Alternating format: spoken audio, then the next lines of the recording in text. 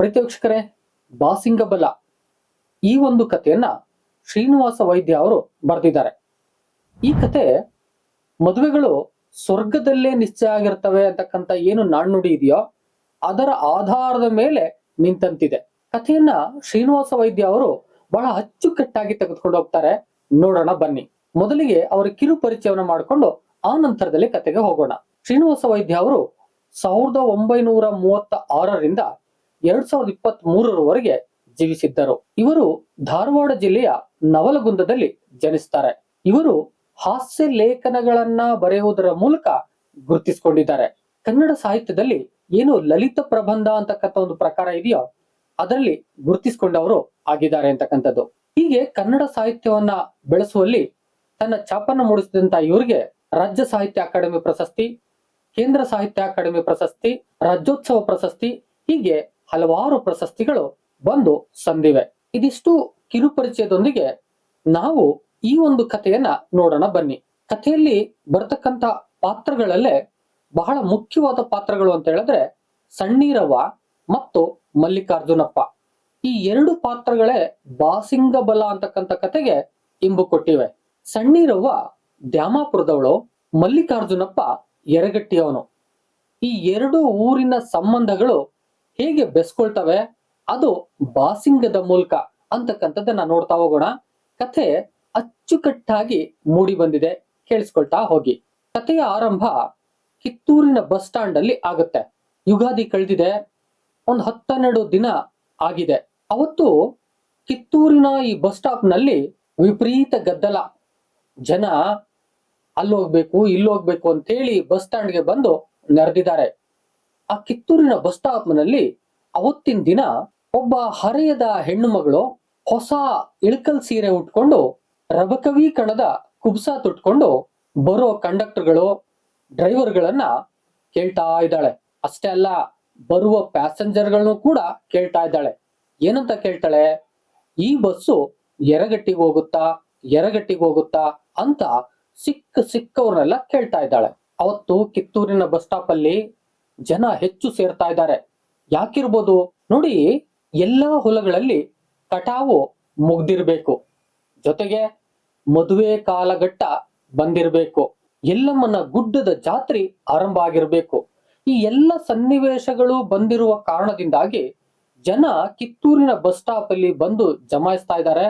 ಅವರವರ ಕೆಲಸ ಕಾರ್ಯಗಳಿಗೆ ಹೋಗ್ಬೇಕು, ಯಾವ್ಯಾವುದೋ ಹರುಷ ಸಂದರ್ಭಗಳಲ್ಲಿ ಪಾಲ್ಗೊಳ್ಬೇಕು, ಹೀಗೆ ಜನ ಓಡಾಡ್ತಾ ಇದ್ದಾರೆ. ಅವತ್ತಿನ ದಿನ ಕಿತ್ತೂರಿನ ಆ ಒಂದು ಬಸ್ ಸ್ಟಾಪ್ ಅಲ್ಲಿ ಹೆಚ್ಚು ಜನ ಕಾಣಿಸ್ಕೊಳ್ತಾ ಇದ್ದಾರೆ. ಹೆಂಗಸರು ಹೊಸ ಹೊಸ ಸೀರೆಗಳನ್ನ ಉಟ್ಕೊಂಡು ಅಲ್ಲಿ ಇಲ್ಲಿ ಓಡಾಡ್ಕೊಂಡು ಮಾತನಾಡ್ತಾ ಇದ್ದಾರೆ. ಗಂಡಸರು ದಬ್ಬಣ ಕಾಫಿ ದೋತ್ರ ಉಟ್ಕೊಂಡು ಶಮನ ಬಿಟ್ಟ ಪಟಗ ಸುತ್ಕೊಂಡು ಬಾಯಲ್ಲಿ ಒಂದಷ್ಟು ತಂಬಾಕನ್ನ ತುಂಬಿಕೊಂಡು ಸಿಕ್ಕಲ್ಲಿ ಕಿಚಿಕ್ ಅಂತ ಉಗಿತಾ ಗಂಡಸರು ಕೂಡ ಓಡಾಡ್ತಾ ಇದ್ದಾರೆ. ಇಷ್ಟೊಂದು ಜನ ಇಲ್ಲಿ ಸೇರವ್ರೆ ಅಂತ ಹೇಳಿದ್ರೆ ಇದೇನು ಹುಬ್ಳಿ ಬೆಳಗಾವಿ ತರ ದೊಡ್ಡ ಬಸ್ ಸ್ಟಾಪ? ಇಲ್ಲ, ಕಿತ್ತೂರಿಂದ ಒಂದು ಸಣ್ಣ ಬಸ್ ಸ್ಟಾಪ್. ಏನು ಮೇನ್ ರೋಡ್ಗಳಲ್ಲಿ ಡಾಂಬರು ಹಾಕಿರ್ತಕ್ಕಂತ ಒಂದು ಸ್ಥಿತಿ ಇತ್ತೋ, ಇದು ಆ ಮೇನ್ ರೋಡ್ ಬಿಟ್ಟು ಒಳಗಿರ್ತಕ್ಕಂತ ಒಂದು ಬಸ್ ಸ್ಟಾಪ್. ಸಾಧಾರಣವಾಗಿ ಜನಗಳು ಕುಳಿತುಕೊಳ್ಳಿ ಅಂತೇಳಿ ಸೀಟ್ ಹಾಕಿ ಒಂದು ಬಸ್ ಸ್ಟಾಪ್ ಮಾಡಿದ್ದಾರೆ. ಡಾಂಬರು ರಸ್ತೆಯಲ್ಲಿ ಹೋಗ್ತಕ್ಕಂತ ಬಸ್ಗಳು ಒಳಗೆ ಒಂದ್ ಕಡೆಯಿಂದ ಬಂದು ಹೊರಗೆ ಒಂದ್ ಕಡೆಯಿಂದ ಹೋಗಿ ಆ ನಂತರದಲ್ಲಿ ಅವರ ಡೆಸ್ಟಿನೇಷನ್ ತಲುಪ್ಕೋತವೆ. ಇಂಥ ಒಂದು ಚಿಕ್ಕ ಬಸ್ ಸ್ಟಾಪ್ ಆಗಿದ್ರು ಕೂಡ ಅವತ್ತು ಜನ ಗಿಜಿ ಅಂತ ಇದ್ದಾರೆ. ಅಲ್ಲಿ ಒಂದು ಹೋಟೆಲ್ ಕೂಡ ಇದೆ. ಅದ್ರ ಹೆಸರು ಪ್ರಭು ವಿಲಾಸ ST ಕ್ಯಾಂಟೀನು ಅಂತ. ಅಂದ್ರೆ ಪ್ರಭು ವಿಲಾಸ ST ಕ್ಯಾಂಟೀನ್ ಇರ್ಬೇಕು, ಅದನ್ನ ಪ್ರಭು ವಿಲಾಸ ST ಕ್ಯಾಂಟೀನು ಎಂಬುದಾಗಿ ಕರೀತಾರೆ. ಅದೊಂದು ಕ್ಯಾಂಟೀನ್ ಇದೆಯಂತೆ. ಈ ಪ್ರಭು ವಿಲಾಸ ಈ ಕ್ಯಾಂಟೀನು ಈ ಘಟ್ಟದ ಭಟ್ಟರು ಆರಂಭ ಮಾಡಿದಂತ ಒಂದು ಕ್ಯಾಂಟೀನ್ ಅದು. ಅಲ್ಲಿ ಇಡ್ಲಿ, ದೋಸೆ, ಉಪ್ಪಿಟ್ಟು, ಹೀಗೆ ಆಹಾರ ಪದಾರ್ಥಗಳು ದೊರಕ್ತವೆ. ಇನ್ನು ಟೀಯು ಕೂಡ ದೊರಕ್ತದೆ, ಅಂದ್ರೆ ಚಾನು ಕೂಡ ದೊರಕ್ತದೆ. ಅದು ಹೇಳ್ಬೇಕು ಅಂತ ಹೇಳಿದ್ರೆ ಬಿಸಿ ನೀರು ಕಾಯಿಸ್ದಂಗೆ ಇರುತ್ತಂತೆ. ಹೀಗೆ ಒಂದು ಕಡೆ ಪ್ರಭು ವಿಲಾಸ ಕ್ಯಾಂಟೀನ್ ಆದ್ರೆ ಅದರ ಆಪೋಸಿಟ್ ಅಲ್ಲಿ ಇನ್ನೊಂದು ಹೋಟೆಲ್ ಇತ್ತು. ಅದರ ಹೆಸರೇ ಸಿದ್ಧಲಿಂಗೇಶ್ವರ ಚಾ ಕಾಫಿ ಟೀ ಕ್ಲಬ್ ಅಂತ. ಈ ಸಿದ್ಧಲಿಂಗೇಶ್ವರ ಚಾ ಕಾಫಿ ಟೀ ಕ್ಲಬ್ ಇದ್ದದ್ರಲ್ಲಿ ಬಹಳ ಚೆನ್ನಾಗಿದೆ.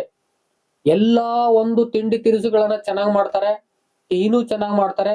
ಜನ ಅದಕ್ಕೆ ಅಂತ ಆ ಹೋಟ್ಲ್ಗಳಿಗೆ ಹೆಚ್ಚು ಹೋಗ್ತಾರೆ.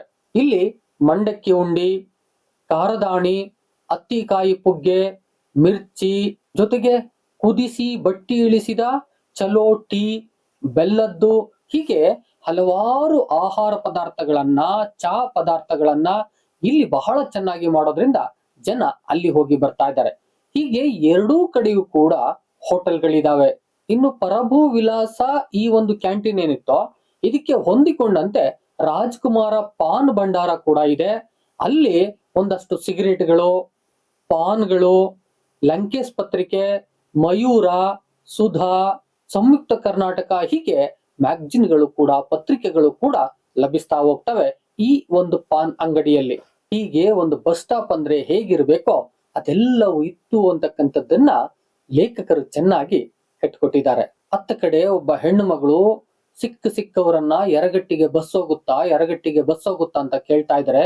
ಇತ್ತಗಡೆ ಪ್ರಭು ವಿಲಾಸ ಹೋಟೆಲಿನ ಪಕ್ಕದಲ್ಲೇ ಒಂದು ಗೋಡೆಯನ್ನ ಒರಗಿ ಸುಮಾರು 30-35 ಹರೆಯದ ಒಬ್ಬ ಗಂಡು ಮಗ ನಿಂತಿದ್ದಾನೆ.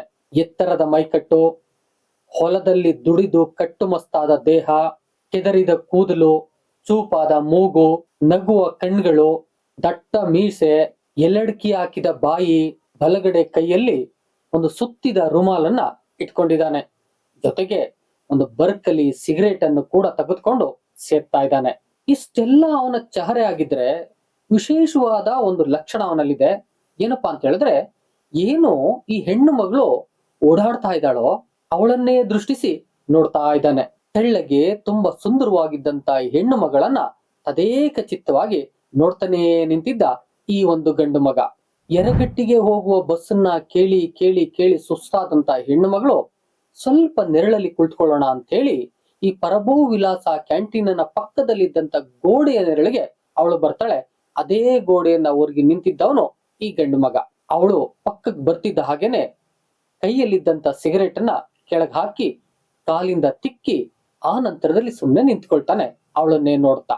ಇವಳು ಬಂದು ನೆರಳನ್ನ ಆಶ್ರಯವಾಗಿ ಪಡ್ಕೊಂಡು ಕುಳಿತಿದ್ದ ಸಂದರ್ಭದಲ್ಲಿ ಆತ ಆ ಕಡೆ ಈ ಕಡೆ ನೋಡ್ದ, ಸ್ವಲ್ಪ ಅತ್ತಗೆ ಇತ್ತಗೆ ಹೋದ. ಕೊನೆಗೆ ಪೀಟಿಕೆ ಹಾಕುವ ರೀತಿನಲ್ಲಿ ಯಾವ ಊರಿಗೆ ಅಂದ. ಆ ಹೆಣ್ಣು ಮಗಳು ಎರಗಟ್ಟಿಗಿರಿ ಅಂದ್ಲು. ಅದಕ್ಕೆ ಅವನಂತಾನೆ, ನಾನು ಎರಗಟ್ಟಿಯವ, ನೀವು ಯಾರ ಮನೆಯವರು ಗೊತ್ತಾಗ್ಲಿಲ್ವಲ್ಲ ಅಂತ ತಿಳಿದುಕೊಳ್ಳುವ ಪ್ರಯತ್ನವನ್ನ ಮಾಡ್ತಾನೆ. ಅದಕ್ಕೆ ಆಕೆ ಹೇಳ್ತಾಳೆ, ರೀ, ನಾನು ಖುದ್ದು ಎರಗಟ್ಟಿಯವಳಲ್ಲ, ನಾನು ದ್ಯಾಮಾಪುರದವಳು. ಆದ್ರೆ ನಮ್ಮ ಅಣ್ಣನ ಮಗನ ಲಗ್ನ ನಡೀತಾ ಇದೆ ಈ ಎರಗಟ್ಟಿಯಲ್ಲಿ. ಅದಕ್ಕಾಗಿ ನಾನು ಬೈಲ ಹೊಂಗ್ಲಿಕ್ಕೆ ಹೋಗಿದ್ದೆ. ಅಲ್ಲಿ ಬಣಕಾರ್ನಿಂದ ಬಾಸಿಂಗ ಮಾಡಿಸ್ಕೊಂಡ್ ಬಂದೆ.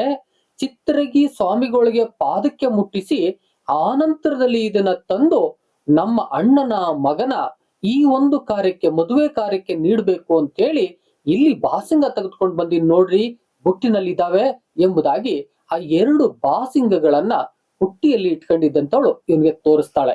ಜೊತೆಗೆ ಹೇಳ್ತಾಳೆ, ಮುಂಜಾನಿಂದ ಕಾಯ್ದಿನ್ರಿ, ಯಾವ್ದು ಬಸ್ ಬರ್ತಿಲ್ಲ.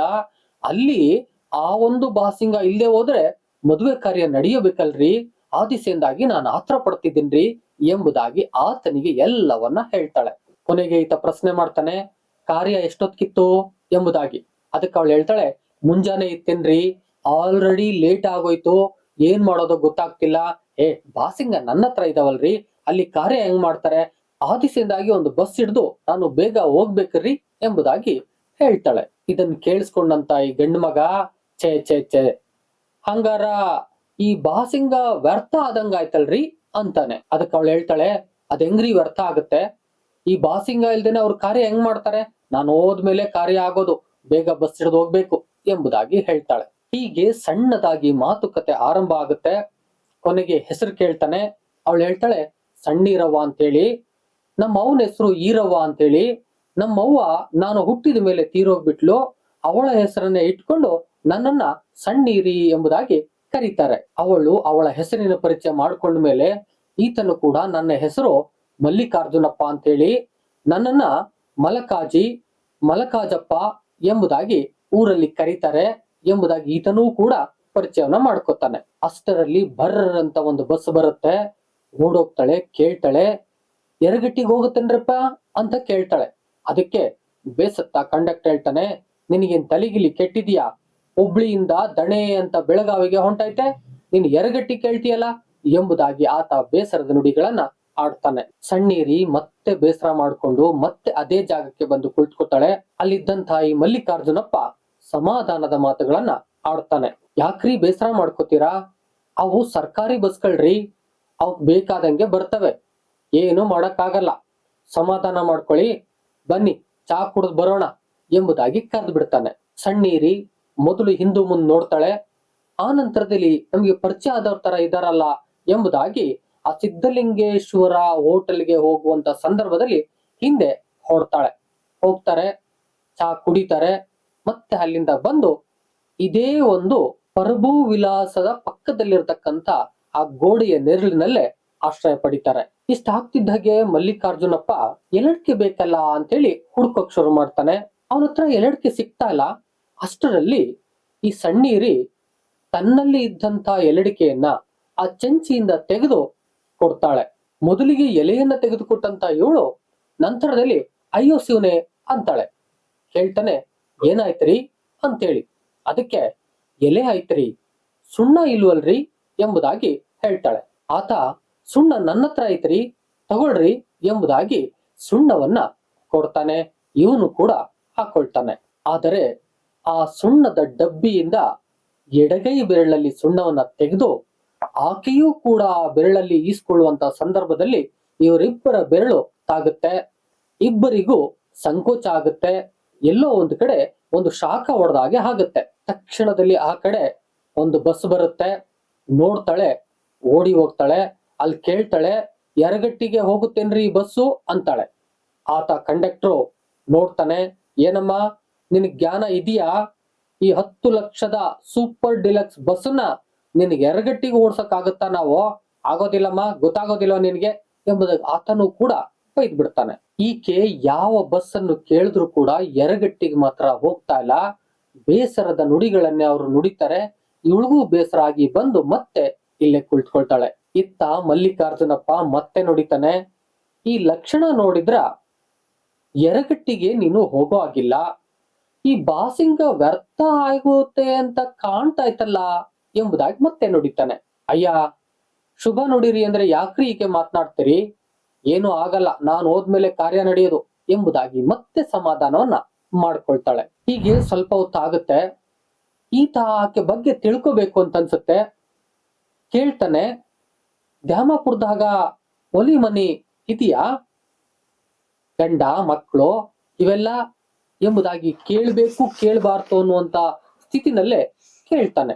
ಇಷ್ಟರಲ್ಲೇ ಪರಿಚಯ ಆಗಿದ್ದಂತ ಸಣ್ಣೀರವ್ವ ಹೇಳ್ಕೊಳಕ್ಕೇನು ಅಂತ ಹೇಳಿ, ಅಯ್ಯೋ 3 ವರ್ಷದ ಹಿಂದೆ ಉಗಾದಿ ಮುಗಿದಿತ್ತು, ಆ ನಂತರದಲ್ಲಿ 6 ತಿಂಗಳದ ಜೋಳದ ಕಟಾವು ಆಗ್ತಾ ಇತ್ತು. ಅಂತ ಸಂದರ್ಭದಲ್ಲಿ ಹಾವು ಕಚ್ಚಿ ನನ್ನ ಗಂಡ ಗೊಟಕ್ಕಂದ, ಮಕ್ಕಳು ಮರಿ ಏನೂ ಇಲ್ಲ ಎಂಬುದಾಗಿ ತನ್ನ ವಸ್ತು ಸ್ಥಿತಿಯ ಬಗ್ಗೆ ಹೇಳ್ಕೊಳ್ತಾಳೆ. ಮತ್ತೆ ಮುಂದುವರೆದವಳು ಹೇಳ್ಕೊಳ್ತಾಳೆ, ನನ್ ಜೀವನ ಏನ್ರಿ, ನಾನು ಅಣ್ಣನ ಮನೆಯಲ್ಲಿ ಇದ್ದೀನಿ, ಅಣ್ಣ ನನ್ನವನು, ಅತ್ತಿಗೆ ಕಷ್ಟ, ಏನೋ ಹೀಗೆ ಜೀವನವನ್ನ ನುಗ್ತಾ ಇದ್ದೀನಿ ಎಂಬುದಾಗಿ ಹೇಳ್ಕೊಳ್ತಾಳೆ. ಇತ್ತ ಕಡೆ ಇವನಿಗೆ ಅಯ್ಯೋ ಇದೇನು ಹಿಂಗಾಗೋಯ್ತಲ್ಲ ಎಂಬುದಾಗಿ ಇವನಿಗೂ ಕೂಡ ಅವಳ ಜೀವನದ ಬಗ್ಗೆ ಬೇಸರ ಬರುತ್ತೆ. ಜೊತೆಗೆ ಏನ್ ಹಿಂಗಾಗೋಯ್ತಲ್ರಿ ಎಂಬುದಾಗಿ ದುಃಖವನ್ನ ವ್ಯಕ್ತಪಡಿಸ್ತಾನೆ. ಅಷ್ಟರಲ್ಲೇ ಯಾವುದೋ ಒಬ್ಬ ಕ್ಲೀನರು ಓಡ್ ಬಂದು, ಯರಗಟ್ಟಿಗೆ ಬಸ್ ಹೋಗ್ತಾ ಇದ್ರಿ, ಬರ್ತದೇನ್ರಿ ಎಂಬುದಾಗಿ ಕೂಗ್ತಾನೆ. ತಕ್ಷಣ ಇಬ್ರು ಎದ್ದೊಳ್ತಾರೆ. ಯರಗಟ್ಟಿಗೇನ್ರಿ, ನಡೀರಿ ಎಂಬುದಾಗಿ ಹೋಗ್ತಾರೆ. ಕ್ಲೀನರು ಹಾಗೆ ಸಾರ್ಕೊಂಡು ಕರ್ಕೊಂಡು ಹೋಗ್ತಾನೆ. ಆ ಒಂದು ರಸ್ತೆಯ ಬದಿಯಲ್ಲಿ ಒಂದು ಟ್ರಕ್ ನಿಂತಿರುತ್ತೆ. ಯರಗಟ್ಟಿ ಅಂದ ತಕ್ಷಣ ಅಷ್ಟೊತ್ತಿಂದ ಕಾಯ್ತಿದ್ದಂತ ಜನ ನಾ ಮುಂದು ತಾ ಮುಂದು ಎಂಬುದಾಗಿ ಆ ಟ್ರಕ್ ಹತ್ತಲು ಬಂದು ಎಲ್ಲ ಹತ್ತಾ ಇದ್ದಾರೆ. ಜಾಗನೇ ಇಲ್ಲ. ಅಷ್ಟರಲ್ಲಿ ಮಲ್ಲಿಕಾರ್ಜುನಪ್ಪ ಡ್ರೈವರ್ ಬಳಿಗೆ ಹೋಗಿ ಡ್ರೈವರ್ ಸಾಹೇಬರಿಗೆ ಒಂದು 10 ರೂಪಾಯಿ ಕೊಟ್ಟು, ಒಂದು ಸೇದ್ಲಿಕ್ಕೆ ಸಿಗರೇಟ್ ಅನ್ನ ಕೊಟ್ಟು ಮುಂದಿನ ಕ್ಯಾಬಿನ್ ನಲ್ಲಿ ಜಾಗವನ್ನ ಗಿಟ್ಟಿಸ್ಕೊತಾನೆ ಮಲ್ಲಿಕಾರ್ಜುನಪ್ಪ ಮತ್ತು ಸಣ್ಣೀರಿಗೆ. ಈಗ ಟ್ರಕ್ಕು ಹೊರಟಿದೆ. ಡ್ರೈವರ್ ಪಕ್ಕದಲ್ಲಿ ಕಂಡಕ್ಟರು ಅಂದ್ರೆ ಕ್ಲೀನರು, ಆ ಪಕ್ಕದಲ್ಲಿ ಮಲ್ಲಿಕಾರ್ಜುನಪ್ಪ. ಈ ಒಂದು ಎಡಭಾಗದ ಡೋರ್ ಇದೆಯಲ್ಲ, ಆ ಬಾಗಿಲ ಪಕ್ಕದಲ್ಲಿ ಸಣ್ಣೀರಿ ಕುಳಿತುಕೊಂಡು ಪ್ರಯಾಣವನ್ನ ಆರಂಭ ಮಾಡಿದ್ರು. ಜನ ಹಿಂದೆ ಟ್ರಕ್ ಅಲ್ಲಿ ಎಲ್ಲರೂ ಹತ್ತು ಬಿಟ್ಟಿದ್ದಾರೆ. ಇದು ಬೇರೆ ಹಳೆ ಟ್ರಕ್ಕು, ಗಡಬಡ ಗಡಬಡ ಅನ್ನತ್ತೆ, ಅಳ್ಳಾಡುತ್ತೆ, ರಸ್ತೆ ಬೇರೆ ಸರಿ ಇಲ್ಲ. ಹಳೆ ಟ್ರಕ್ ಆಗಿದ್ರಿಂದ ಹೊಗೆ ಬೇರೆ, ಇದೆಲ್ಲವನ್ನ ಹೊತ್ಕೊಂಡು ಹೋಗ್ತಾ ಇದೆ ಆ ಟ್ರಕ್. ಸುಡೋ ಬಿಸಿಲು ಬೇರೆ, ಟ್ರಕ್ ಬೇರೆ ಫಾಸ್ಟ್ ಆಗಿ ಹೋಗ್ತಾ ಇಲ್ಲ, ಬೆವರು ಬರ್ತಾ ಇದೆ. ಬೆವರನ್ನು ಹೊರಿಸ್ಕೊಳ್ತಾಳೆ, ಜೊತೆಗೆ ದೇವರಲ್ಲಿ ಬೇಡ್ಕೊಳ್ತಾಳೆ, ಬಾಸಿಂಗ ವ್ಯರ್ಥ ಆಗ್ಬಾರ್ದು, ಬೇಗ ಮುಟ್ಟಿಸು ನನ್ನನ್ನ, ಬಾಸಿಂಗ ವ್ಯರ್ಥ ಮಾಡಬೇಡ ಎಂಬುದಾಗಿ ಮನಸ್ಸಿನಲ್ಲೇ ಆ ದೇವರನ್ನ ಬೇಡ್ಕೊಂಡು ಕುಳಿತಿದ್ದಾಳೆ. ಅಂತೂ ಇಂತೂ ಆ ಒಂದು ಟ್ರಕ್ಕು ಈ ಯರಗಟ್ಟಿಗೆ ಹೋಗುವ ಹೊತ್ತಿಗೆ ಸೂರ್ಯ ಮುಳುಗುವ ಹೊತ್ತು ಆಗಿತ್ತು. ಹೋಗ್ತಾರೆ, ಇಳಿತಾರೆ, ಬೇಗ ಬೇಗ ಮದುವೆ ಎಲ್ಲಾಗ್ತಿತ್ತು ಆ ಕಡೆಗೆ ಹೊರಡ್ತಾಳೆ.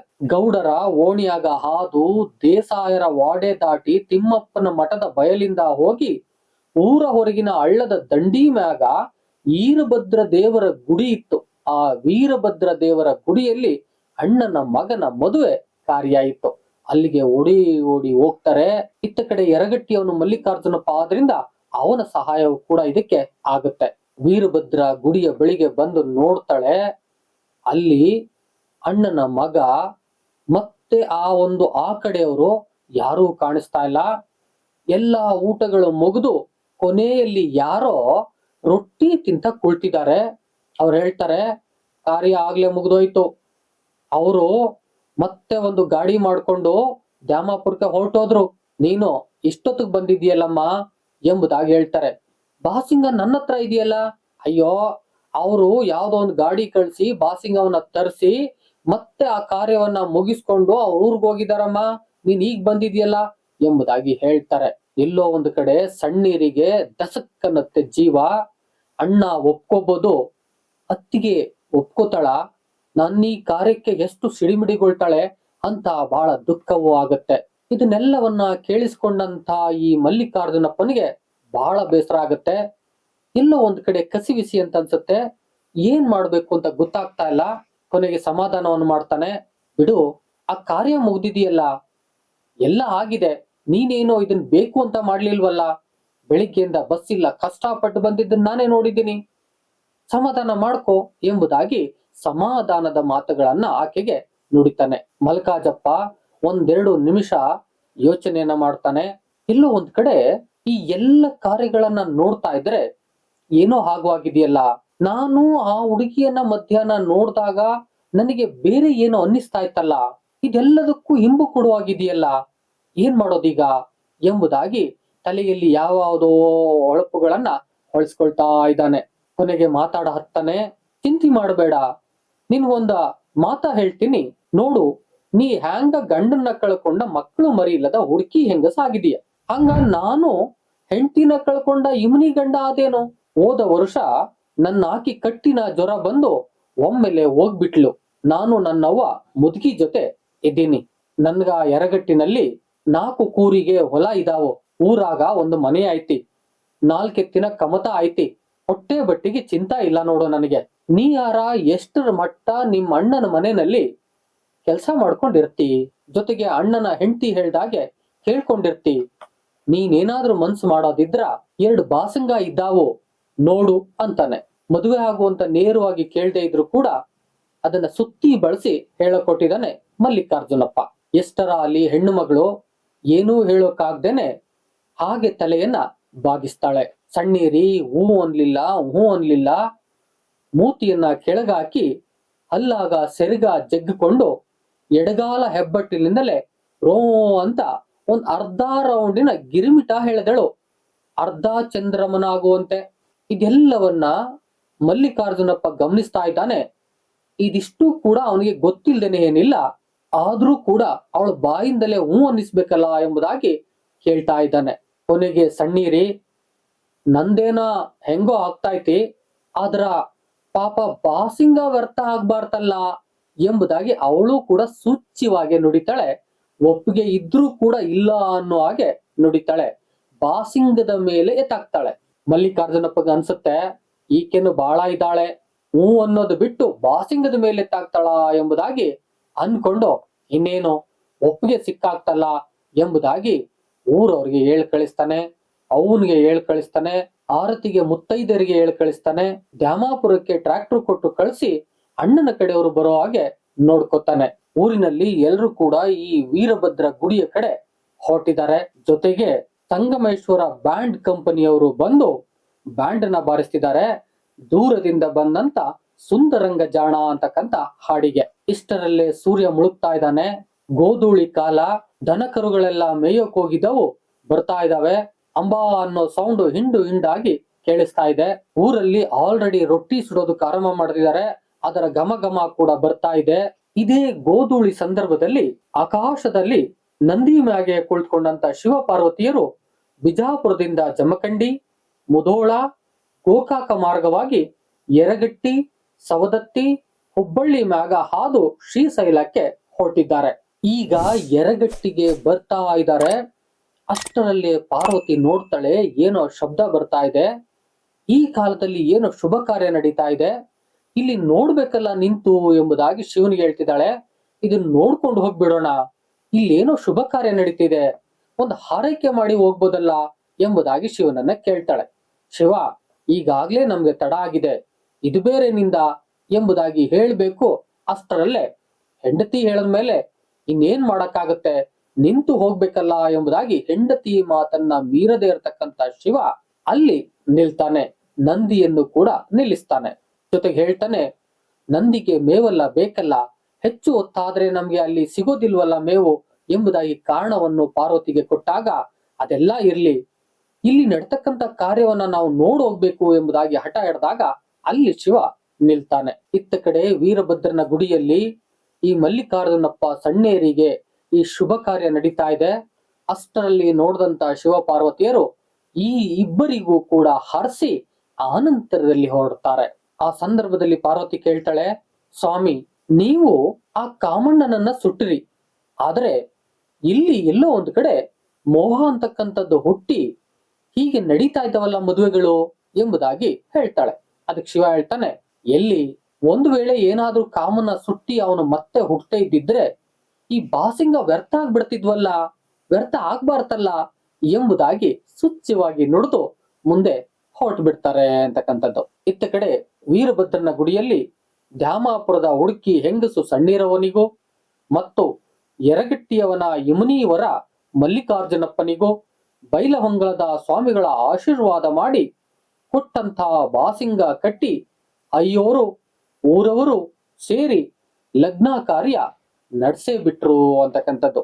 ಒಟ್ಟಾರೆಯಾಗಿ ಈ ಬಾಸಿಂಗ ಬಲ ಇದ್ರೆ ಮದುವೆಗಳು ಹೇಗೆಲ್ಲ ಕೂಡ್ ಬರ್ತವೆ.